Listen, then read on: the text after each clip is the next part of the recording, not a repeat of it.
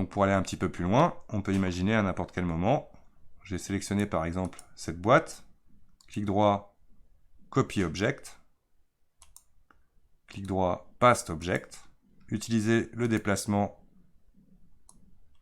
de ma nouvelle boîte. Et si je veux appliquer à mon mur un deuxième trou, je n'ai carrément qu'à ajouter une deuxième fois le booléen et on va aller chercher la porte 001. Il a renommé automatiquement ma porte de cette façon à pouvoir avoir plusieurs numéros. Et automatiquement, ça fonctionne. Chaque objet, comme ça, sera complètement dynamique.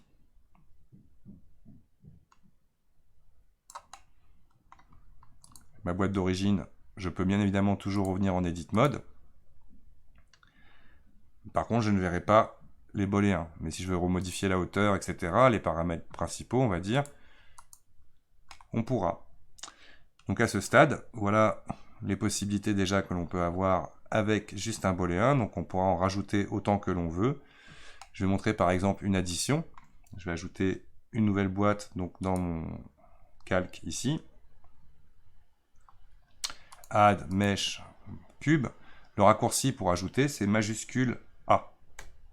Directement, vous aurez le menu Add mesh cube. Et là, je passe en Edit Mode. Je viens positionner, jouer par exemple avec l'échelle. Utiliser les planaires qui me permettront de limiter mon déplacement uniquement sur 2 axes. Voilà. Là, je vais un peu réduire ça.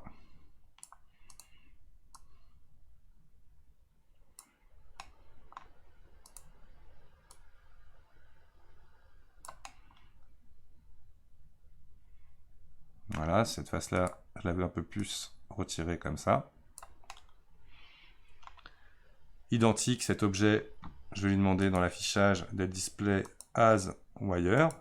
Et on va l'appeler F2 au clavier, un bandeau.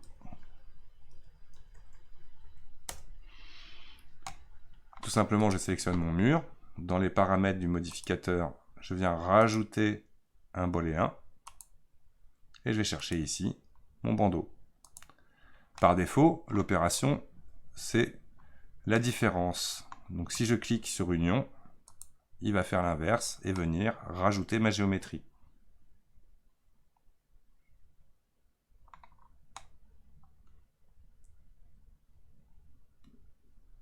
Rien de plus simple. Dans une prochaine vidéo, je vais vous montrer 2 autres modificateurs qui vont me permettre de faire par exemple un volet métallique sur mes ouvertures. Je vais vous montrer ça ensuite. Donc merci, à bientôt pour la suite.